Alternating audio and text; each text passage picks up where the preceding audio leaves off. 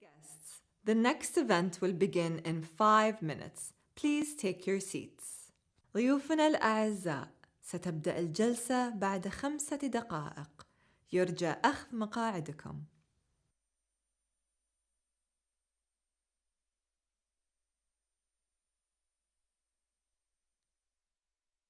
It's on. If you need to mute it, just wave your hand to me. I'm in the control. Okay. And this is 2, 3. You have like to just. Yes, they are here. Okay, perfect. So they need.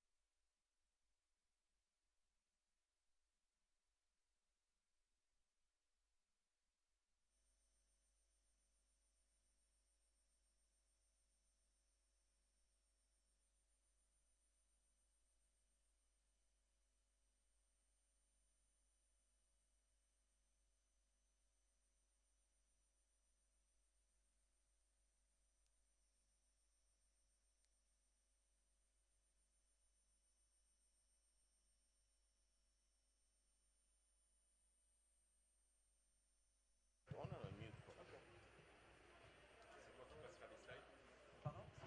Oui, oui, je passerai.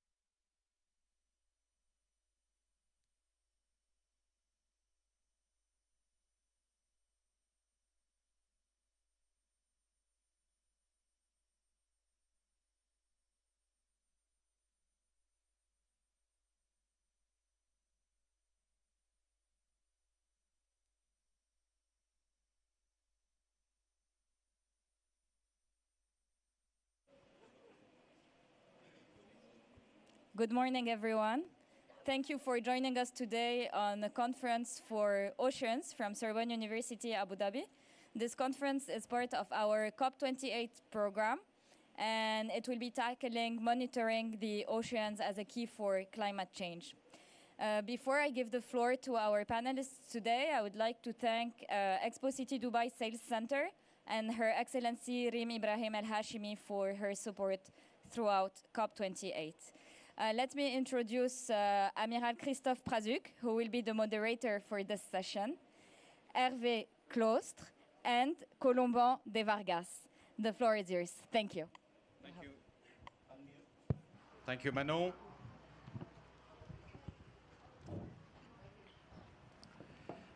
So I'm Admiral Christophe Prazuc. I'm the director of the Ocean Institute at Sorbonne University in Paris.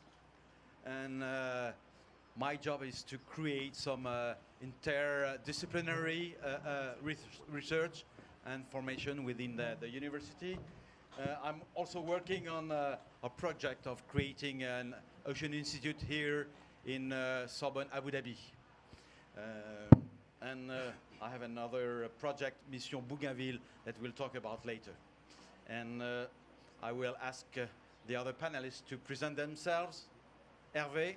So I am Hervé Claustre. I'm working in Villefranche-sur-Mer in the Mediterranean Sea. I am a senior scientist, and my main research interests are dealing with ocean observation, and you will see during the meeting, the presentation, the various tools we are using. And my main scientific question is understanding the role of phytoplankton in carbon sequestration.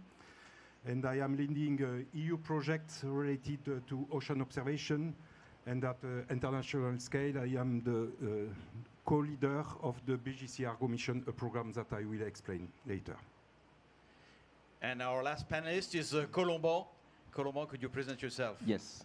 So I am also a researcher at Sorbonne University. I work for CNRS.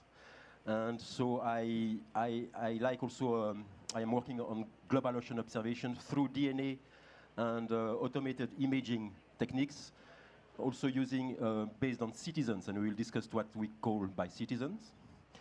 And I am interested also in the ecology and diversity and evolution of the ocean microbiomes.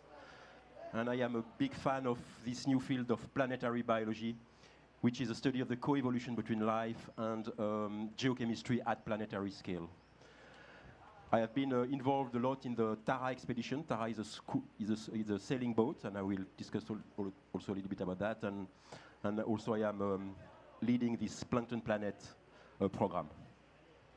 Okay, now let's jump into the ocean, because it is the Ocean Day today in the COP28. And why do we talk about oceans in a conference dedicated to climate? Why oceans are important to climate sciences? Hervé. So I start with this representation of the increase of CO2 in the atmosphere. This is the monitoring since the 60s, and you can see the rising of CO2, which is one of the main drivers of the fact that the climate is changing. So this is a record in the atmosphere. And the next slide, please. And so we have anthropogenic carbon in the atmosphere that is released by fossil energies and also by deforestation. And the increase that I just showed you previously, 50% remain in the atmosphere, 25% are stored by the forest, and the remaining 25% of the anthropic CO2 that we are releasing is going into the ocean. So this is a good reason why we should take the ocean into account when we think about climate sciences. Yes. So I start with the CO2, but not only the ocean is important for absorbing CO2, but I think that what is key in the ocean, that the excess in heat that results from the accumulation of CO2 in the atmosphere is that the ocean is taking this heat. 90% of this heat in excess that results from our activity is absorbed and stored in the ocean. If we would not have the ocean, the habitability of our planet will be a disaster presently. And also, you have seen this an important sink of CO2, so 25–30% of anthropogenic CO2 released in the atmosphere. It's an important resource for the human being, for the food sustainability through the fisheries, for many, many countries. And it has a strategic as well societal benefit in terms of security, resource exploitation, the pollution, the transport, and so on. But what is very important is not only the ocean provides service to us, but the feedback of this is that the ocean is weakened in return. So because of climate change and storing heat, warm water has a bigger volume than cold water. So this means that we have an expansion of the volume of water. This means that sea level is rising. That is one point. We know that we have a melting of the glacier and the ice caps. And the fact that CO2 is penetrating in the ocean, it changed the chemistry of the ocean, and the ocean is becoming more acidic.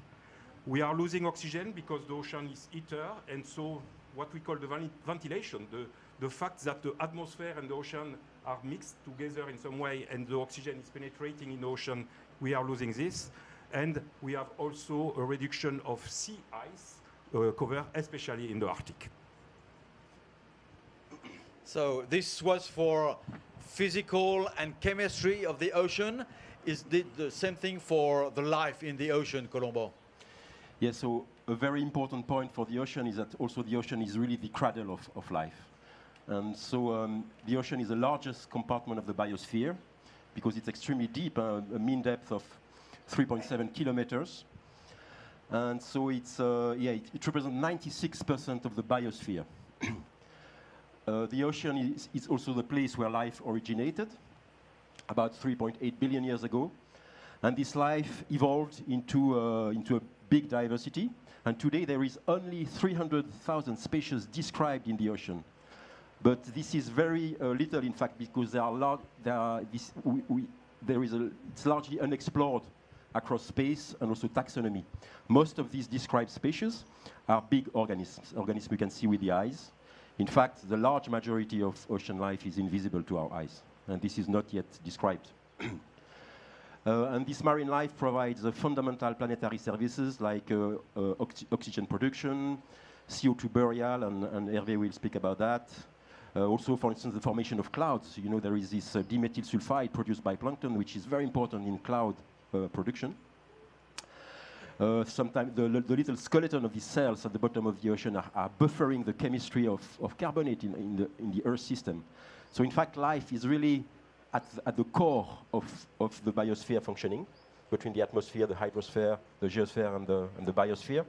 And my intuition is that we ignore a lot of the feedback of life on geochemistry and climate. In fact, we still ignore most of these mechanisms because we don't know much about life in the ocean. Just, if I may, Colombo, you talked about oxygen, and Hervé talked also about oxygen, and Hervé was talking about some places in the ocean where there is no more oxygen because there is no mixing, not enough mixing.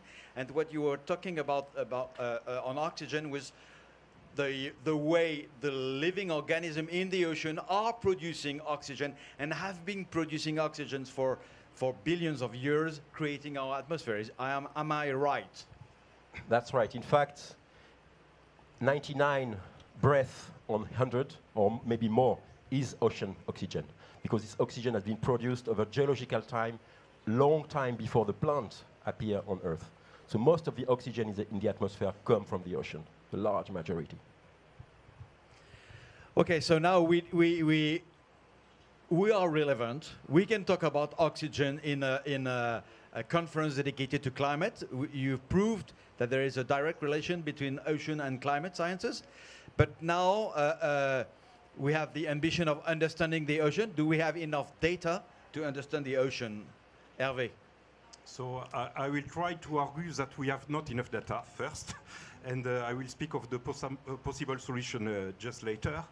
So I like these sentences of Walter Munk, who was a great oceanographer of the previous century, that wrote, if I had to choose a single phrase to characterize the first century of modern oceanography, it will be a century of undersampling.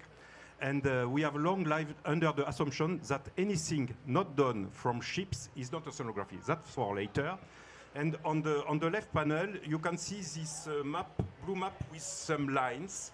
And these lines, you can see that in the North Atlantic, for example, we have a lot of points. This means that are the observations. So because we are between Europa and the North America, there are many traffic ships and oceanographic crews that have been conducted there.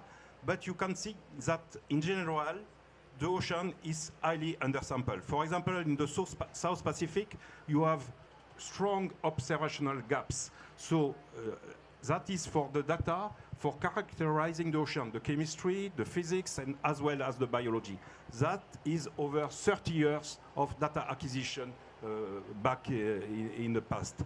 And just this K number, I think, meteorology is very important because it affects, it characterizes what can affect our life on a short time scale. So climate change, which requires a lot of documentation of long-term time series. If you compare the measurement in the atmosphere that are very useful for meteorology, is more than 10 times more or sometimes 100 times more data for characterizing the atmosphere than for characterizing our ocean. So it's critical to begin to acquire a lot of data in the context of monitoring the climate change.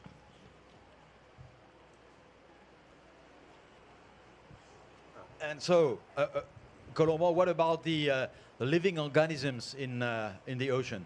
Yeah, so this is even worse than what Hervé just described, because if we start to have good systems to monitor the physics and the chemistry and the biochemistry of the ocean, and Hervé will speak about that more, for life, for really the creature living in the ocean, this is a disaster. I mean, we can see here on the left plot, it started really after the war, and I don't see the scale, but basically, yeah, it's difficult to read this map, but to make a summary, basically, we have a few tens million points measured, characterized and for describing the biodiversity in the ocean, which is just nothing compared to the dynamics and the space of this ecosystem. You can see that there are big areas in the Pacific Ocean, in the Atlantic Ocean. This is for zooplankton and phytoplankton, where we basically have no data on biodiversity. And most of these things are just, all these dots are just 1 point in a dynamical system that change over seasons. So we are extremely poor in biological data. So about phytoplankton, here, you say that they were the main driver of the composition of the atmosphere, but we don't know anything about the density, the variety, a very scarce point of measurements. This is a bleak assessment. So do you have some solutions to this lack of measurements? Hervé? I hope. So this is a cartoon that explains how we are moving from observing the ocean thoroughly with ships, oceanography ships, and now we are using beside satellites. So you have a satellite that gives you a synoptical view of the global ocean, but at the surface of the ocean. And we develop a variety of tools, including moorings, drifting buoys, profiling floats. I will come in detail later on this, underwater gliders, and also animals that on which we equip with sensors and surface drone, totally autonomous, to try to reconstruct a three-dimensional picture of the ocean using the surface satellite, using also the vertical component that is brought by the robots, and now using more and more artificial intelligence to combine all this data to produce a 3D or 4D with the time, the evolution of these biogeochemical parameters. Just to make it very clear, Hervé, the satellite does not see what is below the surface of the ocean. For example, we spoke of phytoplankton that produce oxygen. So the phytoplankton has chlorophyll, like the trees here. Chlorophyll is green. When you have a lot of phytoplankton, the water are green. Where you do not have a lot of phytoplankton, the water are deep blue. And the satellite of ocean color characterize the color of the ocean, and we can infer the concentration of phytoplankton just from satellite. But just on the surface? Just on the surface. You don't know what's happening below the surface? Exactly. That is the purpose of the robots that goes up and down in the ocean. And we can see. Okay. So this is, for example, the kind of robots that our group in Villefranche-sur-Mer is developing and deploying in the open ocean. So this robot, you can see the size, more or less 2 meters, and he go up and down in the water column from the surface down to 2,000 meters. Maybe you can switch to the next slide. Here you have the cycle. This cycle from the number 1 to the number 7 is around every 10 days. The floats go from the surface down to 1,000 meters. He drift at 1,000 meters for 9 days. On the 10th day, he go to 2,000 meters, go up to the surface, and take all the measurements, not only the physics of the ocean, the temperature, the salinity, but also the concentration of oxygen, the concentration of chlorophyll, the concentration of particles. And now we have system where we have video cameras that analyze the composition of zooplankton, and with artificial intelligence, we can analyze on board and just transmit to the satellite just the results of the analysis. And this goes in a large database. Maybe we can go a little. And how long do they last in the ocean? Nearly 5 years. So they can do a 5-year cycle like this. every 10 days we have a measurements. Yeah. Yeah. And this is the kind of global network. So I am the co-leader of what we call the green points. If you see biogeochemical Argo, so it's the floats that carry more and more biogeochemistry and biology on top of the measurements of the physics. And so it's an international program shared by many countries. We are around 30 countries that contribute to deploy the floats in various places of the ocean to monitor at the global scale what is the effect of climate change, to monitor the ocean health, desoxygenation, acidification. And what is very, very important with this program and the success of this program is that the data are in open access. So this means that 24 hours after the data have been transmitted by the satellite, it can go in every lab. It can go in the school because we use this, for example, to teach through outreach program in the school how to see the ocean through the robots. So this is the strength of the program, and I think when you speak of citizen science, it's the same issue. Make the data in open access, because when you have the data in open access, you have the best advocate of the program is the end users of these programs. How many robots are in the ocean at one time? For presently 4,000. You have Okay. 3,080. 4,000 at every moment of the year. Yeah, yeah. So Okay. that is the target. So it's not a program that is funded sustainably for the moment. And so there are presently in the Blue Zone, there is a conference actually that argue for sustaining this program. Well, the Indian Ocean is rather well sampled, Yeah. and although there are 4,000 robots, you still think that we are far below the meteorological observations. There is nothing in the Gulf. Huh? Yes, Yeah. nothing in the Gulf. Yeah. Not yet. I fully agree on this because we have 4,000, but we have only 3,000 of the robots that we are developing. So the ones that are the more sophisticated and the more expensive. So it's a matter of trying to find fundings for sustaining. When did it start, this program, international program? So for the physics only, it started in the 99, and for the biogeochemistry, it started in 2016. Okay. Officially. Okay, so Colombo, for the living organism in the ocean, do you have something comparable to the Argo? And what are you looking for, and how do you look for it? Yeah, so Hervé is a hero of trying to pull all the physical and chemical oceanographer toward biology. And this is very hard because oceanography is a science of physicists and mathematicians, not of biologists, so they don't have this sensitivity. And in fact, in every bucket of water, you have between 10 and 100 billion life forms, like a full 1 or 2 or 10 humanities in every liter of water, including viruses. And most of these organisms are actually small unicellular organisms. So you can see in this picture here, all these things are unicells. First, they are beautiful, so they are absolutely. This is what makes oil, by the way. And these organisms are also extremely complex. For instance, one cell like that, it can make photosynthesis. So it has about 500 genes to make photosynthesis, but it can also eat like us. So it has twice more genes than a human being. So it's much more complex than us in terms of metabolism and genomic content, which is just amazing. Because we have 1,000 billion cells in a human body, and what makes us clever is that we coordinate a lot of cells, but each of our cells are much less complex than the cells living in the ocean. So this is an amazing, diversity, a beautiful diversity. And now we have to, next slide maybe? Yeah.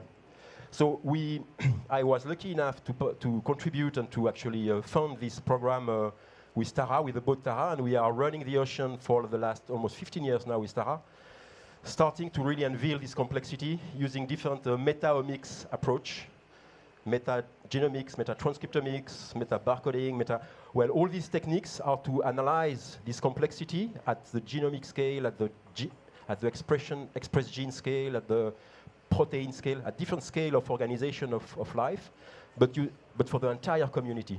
So we designed the full, baseline picture of this biocomplexity of living organisms in the ocean. So it's a revolution because we discovered 200,000 species of viruses. We discovered 200 million genes, eukaryotic genes from these complex cells.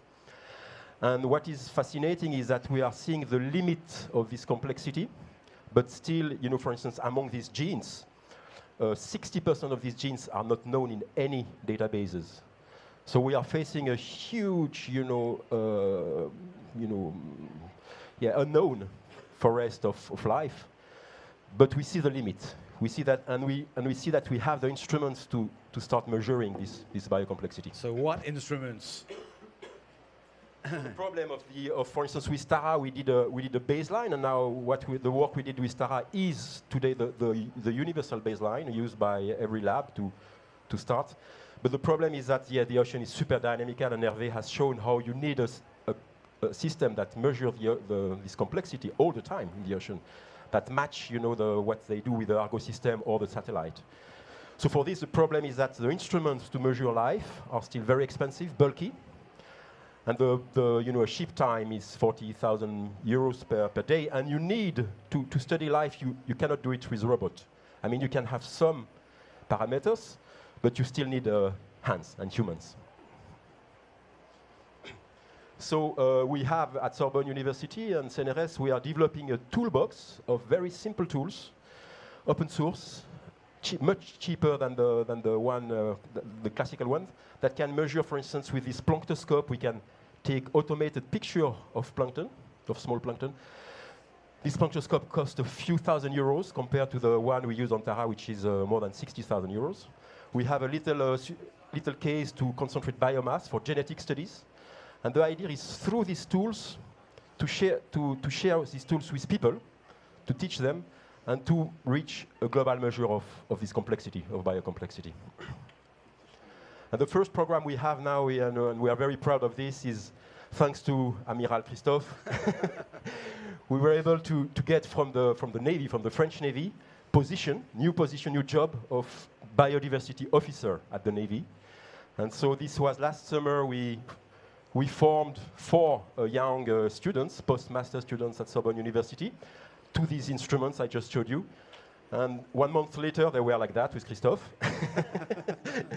And so, and the idea is that these young biodiversity officers, next slide, are actually sampling the world ocean of the French overseas territory, and we are lucky in France to have still we are the ocean country because of the history of France, and so they are running on these boats. So we'll have during the next 2 years 10 biodiversity officers, which will be on 3 of these boats, which are boats supply ships. Yeah.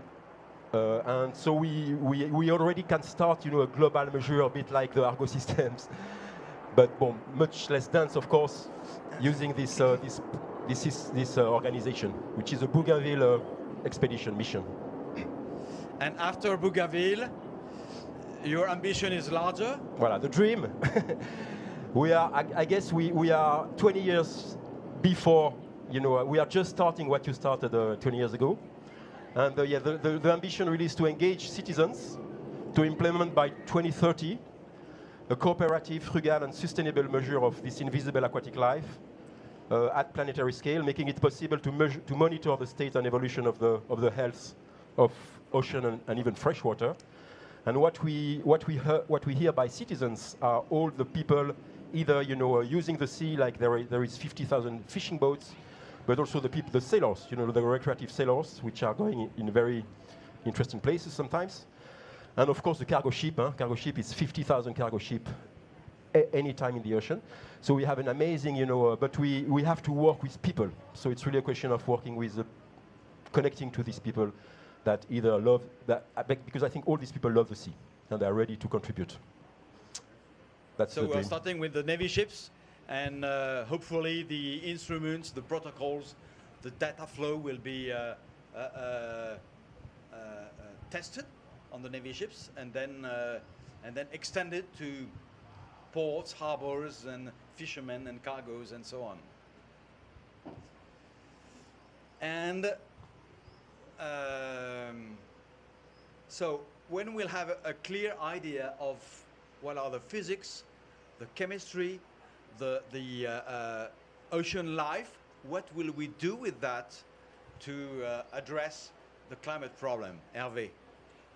I think because we just go out an era of ocean undersampling and characterization, this means that we speak of climate change. The climate change has already impacted the ocean, but we lack a baseline to characterize it. So I think that now we begin just to have the few points that start the baseline when the climate change has started maybe 40 years ago. So we are already late. And so we need to foster and to be very proactive to develop this baseline for various reasons, and I will mention at least two. The first one is we speak of marine protected areas. So, for example, the robotic systems that I have shown you together with the satellite is certainly a way to develop good practice to monitor the marine protected areas. At the same time, because we know that sooner or later we will have to be engaged in some kind of decarbonation, there are many groups that are thinking to modify the ocean through the chemistry to possibly, this is only a possibility, sequester more carbon than the ocean is doing today. But for this, definitively, we need monitoring system to characterize this baseline well in advance. I will not say a baseline, it's already some kind of trajectory that is moving, so we need to characterize this before to develop any kind of system that would perturbate the ocean. So this is critical to have the observation system at the global scale that is in place now.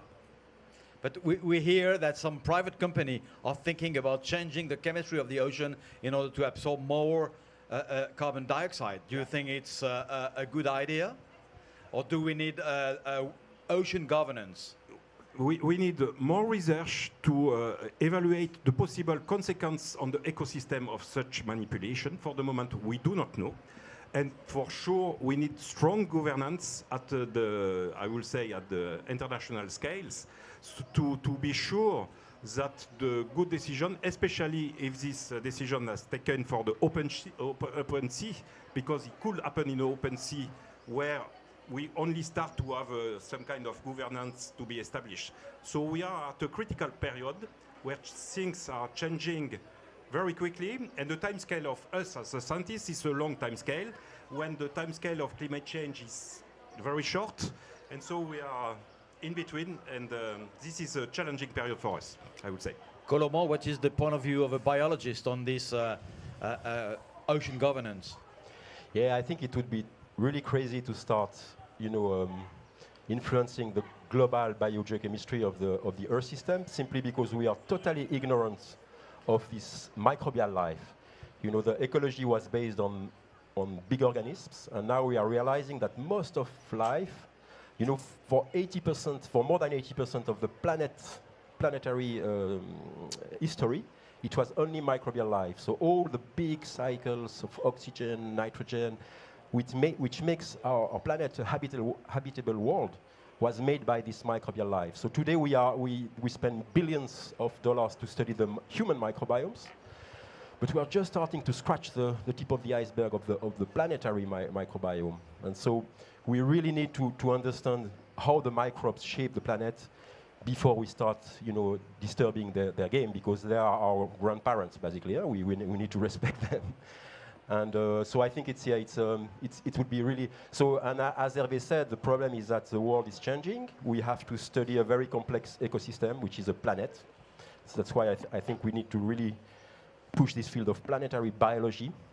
And the models used to predict planetary changes that are, put on the table at the GIEC and etc., are not integrating life, and that's the biggest issue. Just based on very simple parameters. They don't really integrate life because nobody knows how to do that, really. So it's, I think the 50 next years will be how to integrate life in models, hopefully. and then how we can respect this this microbial planet to just surf it and not try to impose our view. Yeah, you said GIEC, in fact it's IPCC in English, and the climate models used by IPCC do not include living organism in the ocean, although you showed that they are very important in the composition and the dynamics of the ocean. And I would like to mention an European initiative called IPOS, International Panel for Ocean Sustainability, which is gathering more and more international support to create an international governance of the ocean. And we'll probably see that in 2025 during the United Nations Ocean Conference in Nice. I think we have time for one question, if any. I'd like to thank you for your talk, first of all. Thank you for the talk. I'd like to ask what is the current situation of the Tara right now? What's going on with the Tara oceans? And if I wanted to ask if the Tara has ever been to the Red Sea or the GCC countries, if it's been around, just. For which conference you said? Ici, est-ce que Tara est déjà venu dans le Golfe et déjà? Ouais. Not in the Gulf, but in the Red Sea, yeah. In the Red Sea, we crossed. Can you talk about, like, my question was, what is the current situation of the Tara Oceans ship right now? Like, what is it doing? Yeah, I am the director of Research Federation in France, which takes care of the Tara expeditions. And currently the Tara is running all around Europe, and we are studying the gradients of diversity from land to the sea. So we are studying a bit diversity like we did for Tara Ocean, but in the soil, in the aerosol, in the sea, and in the sediment. So we do the whole, sea land. And so we are doing transects from Norway to Greece. So next year is in the Mediterranean Sea. Yeah. And then, we will continue, developing new. So I think with Tara, we need to we use it for doing very new things, to really explore new domain. So it's not a good tool to monitor, of course. Huh? It goes in depth in the diversity of microbiome, but it is not looking at the overall ecological at the functioning, planet. Yes. Functioning of the planet. Yeah. Thank you. The last question. And then we can talk. Okay. Yeah. Just a question around deep ocean. Like, do your tools that you were referring to, do they go to the deep ocean floor? And I'm just curious, if in a cynical way, are these tools potentially being used by those that are looking for rare mineral exploration in the ocean base? So the first question, some of the tools I presented are robots that go down to 2,000 meters. So there are versions now that go to 6,000 meters. But to characterize the effect of climate change, water warming in the deep ocean, and we begin to equip these floats with sensors that measure the turbidity. And definitively, these tools are not designed for the exploration, but these tools could be used to see the effect, for example, of deep sea mining of the water column, because if you bring back sediment at the surface, this means that these sediments will fall, and these tools will be the kind of system that would have been to be deployed to control this. But they are not going to the ocean bottom to look if there is any mineral to be mined. For sure. And for the biology, the question is super good because this is a big gap, big gap. At the bottom of the ocean, we have seen that 60% of eukaryotes are not known. So this is incredible. We have time for one more question. Okay. Thank you. So when you have a sample of, so like with these robots of the ocean water, what data can you have? Like, can you access to the concentration of phytoplankton or animals, or what's like the amount of data that you can get? If I go with this sensor here of chlorophyll, we measure the chlorophyll concentration through the technique that is fluorescence. When you put blue light on chlorophyll, it emits red light. We measure red light, and the more red light, the more chlorophyll, the more phytoplankton. So we convert this in terms of chlorophyll concentration, which is an estimation of phytoplankton biomass. But we do not go into the biodiversity that Colomban is trying. We just characterize the biomass.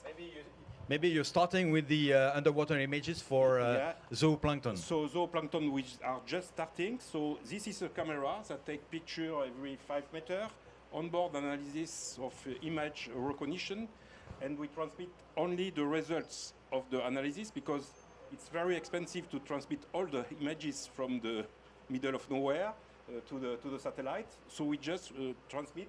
We have seen one jellyfish or 2 krills at these depths, and then after we can go back to the concentration and to begin to have an estimation remotely, which is very important, and in real time at the same time.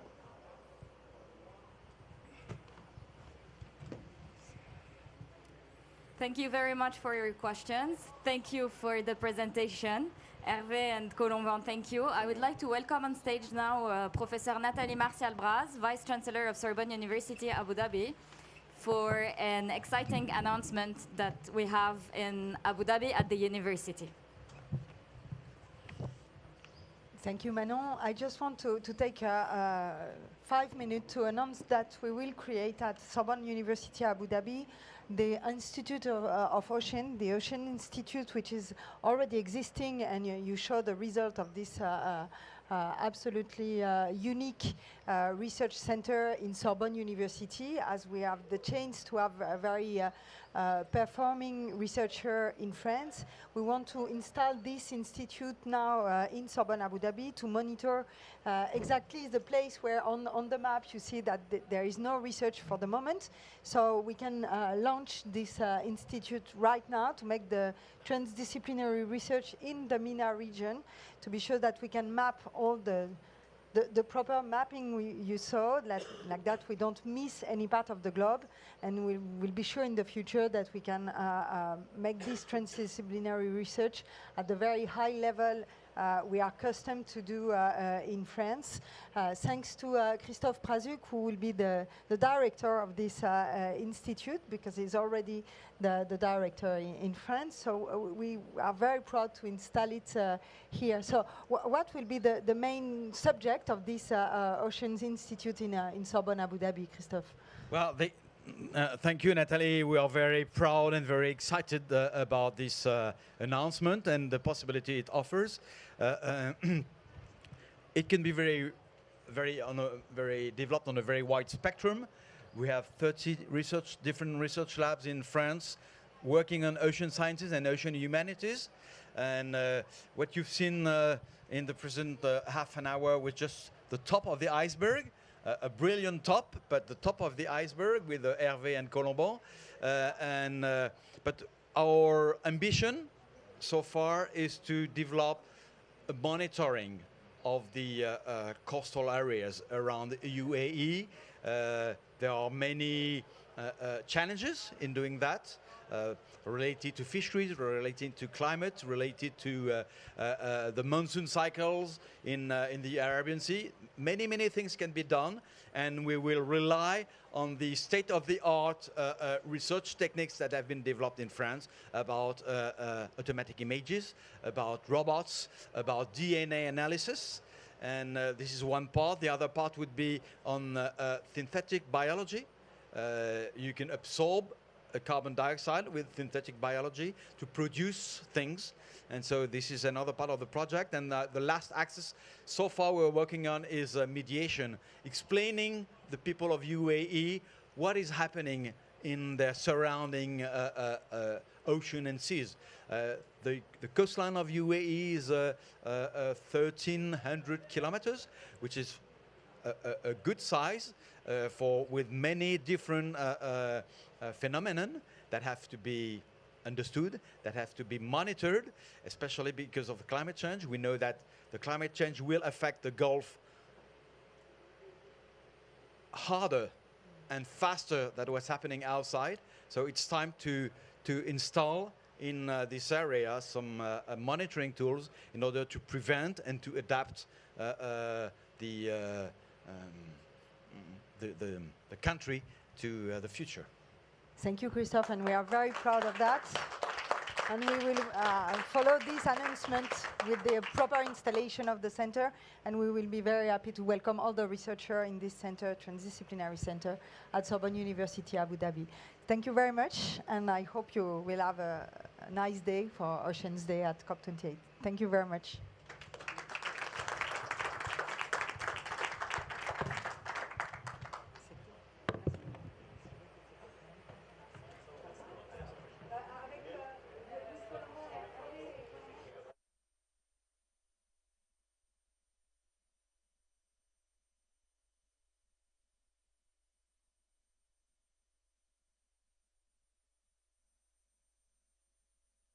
Dear guests, thank you for your attendance and participation. Please scan the QR code on the pavilion screens to learn more